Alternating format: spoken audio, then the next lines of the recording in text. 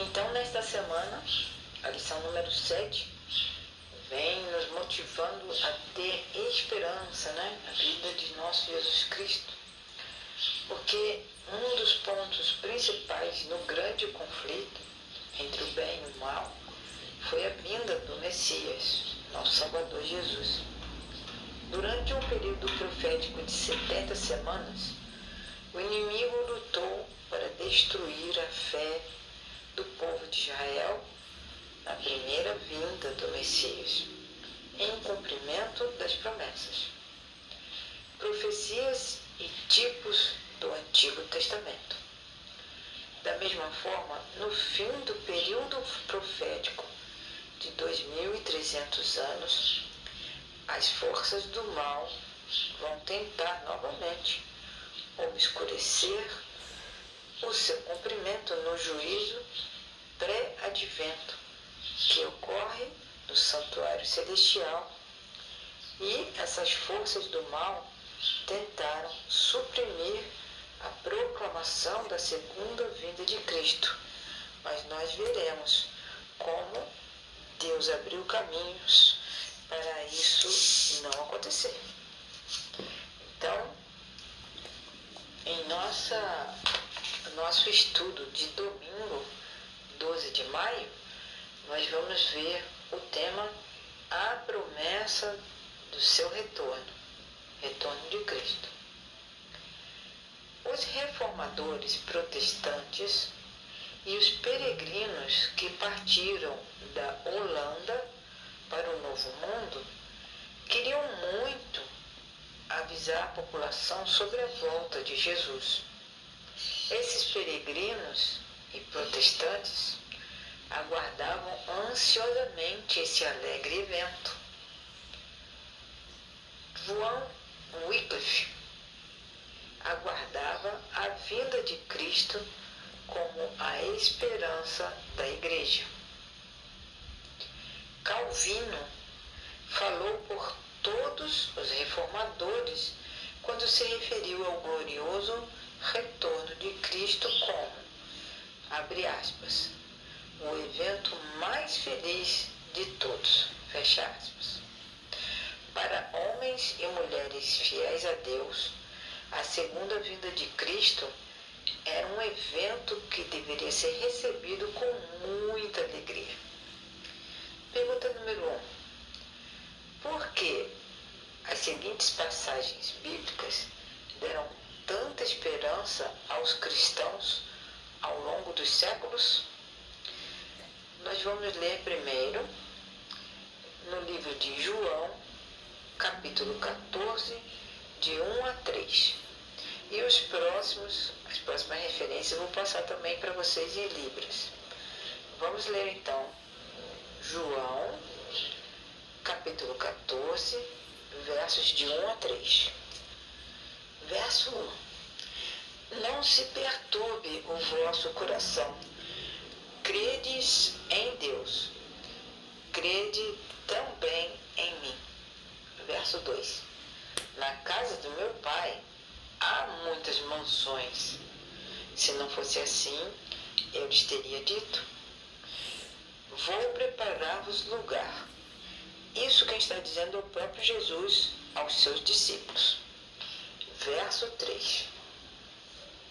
E se eu for e vos preparar um lugar, voltarei e vos receberei para mim mesmo, para que onde eu estiver, estejais vós também. Outro verso. 1 Tessalonicenses, versos 13 a 18, do capítulo 4. Verso 13. Não queremos, porém, irmãos, que sejais ignorantes acerca dos que já dormem. Essa palavra dormem se refere à pessoa que já morreu.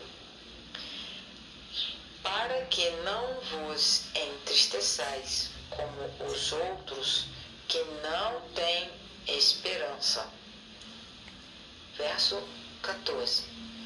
Porque se cremos que Jesus morreu e ressuscitou, assim também aos que dormem, Deus, mediante Jesus, os tornará a trazer juntamente com ele. Verso 15.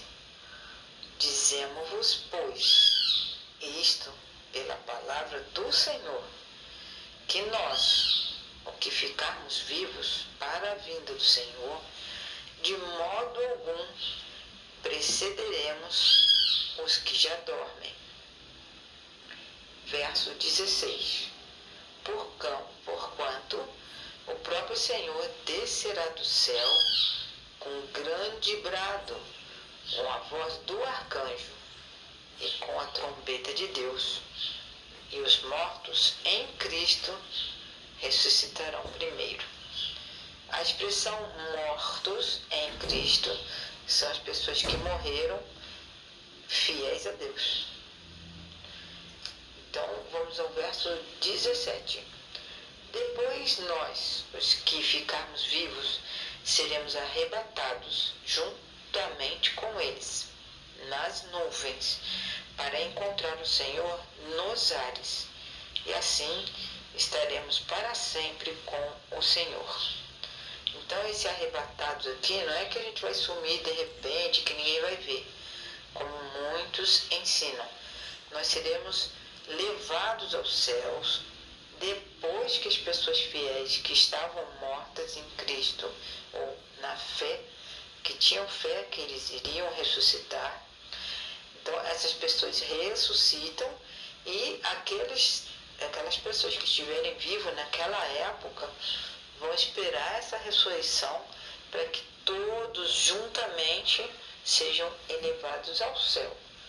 Então, cuidado com falsas doutrinas que dizem que há um arrebatamento secreto. Isso não existe, não é bíblico. Verso 18. Portanto, consolai-vos uns aos outros com essas palavras. Vamos ler agora Tito, capítulo 2, dos versos 11 até o 14.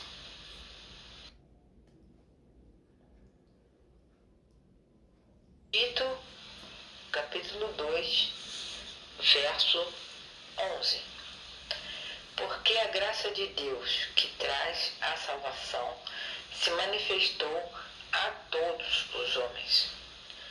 Verso 12. Ensinando-nos para que, renunciando à impiedade e às paixões mundanas, vivamos no presente mundo sóbria, justa e piamente. Verso 13. Aguardando a bem-aventurada esperança e o glorioso aparecimento do nosso grande Deus e Salvador Jesus. Verso 14. Que se deu a si mesmo por nós para nos remir de toda a iniquidade e purificar para si um povo todo seu, zeloso de boas obras. Então nós entendemos por estes versos que as pessoas tinham muita esperança, né? Muita mesmo, porque ao longo dos séculos a Bíblia sempre está falando da segunda vinda de Cristo. Nessa ocasião haverá uma ressurreição, Jesus vai colocar um fim no sofrimento e vai inaugurar o seu reino eterno. É fácil entender porque a crença na segunda vinda de Cristo traz tanta esperança e alegria para os cristãos. É porque ela, a vinda de Cristo, aponta para o fim do sofrimento e da morte. Inaugura o tempo de paz e vida plena. Prevê o fim de lutas e guerras em um mundo de felicidade e comunhão eterna com Cristo e todos os salvos de todas as eras. Abre aspas. Em todas as épocas, a vinda do Senhor tem sido a esperança de seus verdadeiros seguidores. A última promessa do Salvador, no Monte das Oliveiras, de que ele viria outra vez, iluminou o futuro aos seus discípulos, encheu o coração deles com uma alegria e uma esperança tão grandes que a tristeza, todos os problemas, não poderiam apagar nem as provações ofuscar. Em meio a sofrimento e perseguição, o aparecimento do nosso grande Deus e Salvador Jesus Cristo foi a bendita esperança. Quando os cristãos tessalonicenses estavam cheios de pesar ao sepultarem seus queridos, que pensavam que estariam vivos para testemunhar a vinda de Jesus, Paulo, seu instrutor, apontou-lhes a ressurreição que ocorreria por ocasião do advento do Salvador. Então, os mortos em Cristo ressurgiriam e, juntamente com os vivos, seriam arrebatados para encontrar o Senhor nos ares. Fecha aspas. Essa citação está no livro O Grande Conflito, página 258. Que você e eu, meus irmãos, possamos ter essa grande esperança e não ficarmos entristecidos com tudo que vemos ao nosso redor. Que essa promessa do retorno de Jesus esteja viva no nosso coração e a cada dia estejamos preparados para ela. Um forte abraço e boa semana para todos.